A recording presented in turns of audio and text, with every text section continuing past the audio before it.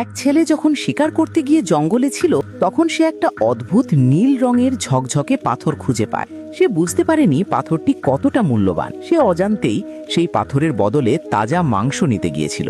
দোকানদারের নীল পাথরটি খুবই পছন্দ হয়েছিল, কিন্তু যখন ছেলেটি জানায় যে পাথরটি সে পেছনের পাহাড়ি জঙ্গল থেকে পেয়েছে, তখন দোকানদারের মুখ ফ্যাকাশে হয়ে যায়। সেই লোক পাথরটি সঙ্গে সঙ্গে ছেলেটির হাতে ফিরিয়ে দেয় এবং তাকে সতর্ক করে বলে যে পাথরটি যেখানে পেয়েছে সেখানে ফিরিয়ে রাখতে, নইলে পুরো গ্রাম বিপদে পড়বে।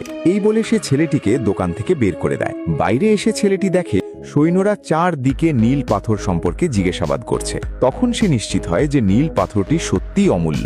সৈন্যদের তল্লাশি এড়াতে সে দ্রুত গ্রামের কাকার বাড়িতে গিয়ে থাকতে শুরু করে।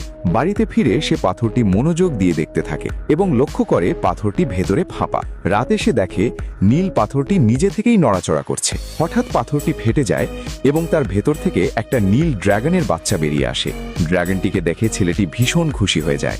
আসলে যেটিকে সে পাথর ভাবছিল সেটি ছিল একটি ড্রাগনের ডিম। ছেলেটি যখন ড্রাগনটিকে স্পর্শ করতে যায় তখন এক ঝলমলে আলো দেখা দেয় এবং ছেলেটি অজ্ঞান হয়ে যায়। জ্ঞান ফিরে সে দেখে ড্রাগনের বাচ্চাটি তার পাশেই শুয়ে আছে এবং তার হাতের তালুতে একটি অদ্ভুত চিহ্ন তৈরি হয়েছে। এরপর ছেলেটি ড্রাগনটির জন্য দুধ নিয়ে আসে, কিন্তু ড্রাগনটি তা পছন্দ করে না। পরে সে দেখে ড্রাগনটি একটি ইঁদুর খাচ্ছে এবং বুঝতে পারে ড্রাগনটি আসলে মাংসাশী। পরদিন ছেলেটি ড্রাগনটিকে নিয়ে বাইরে আসে এবং তাকে উড়তে শেখাতে শুরু করে।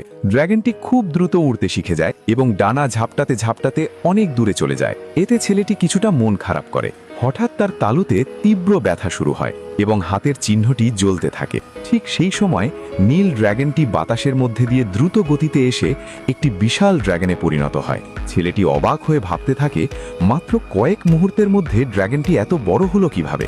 এরপর সেই বিশাল ড্রাগনটি মানুষের ভাষায় ছেলেটির সাথে কথা বলতে শুরু করে।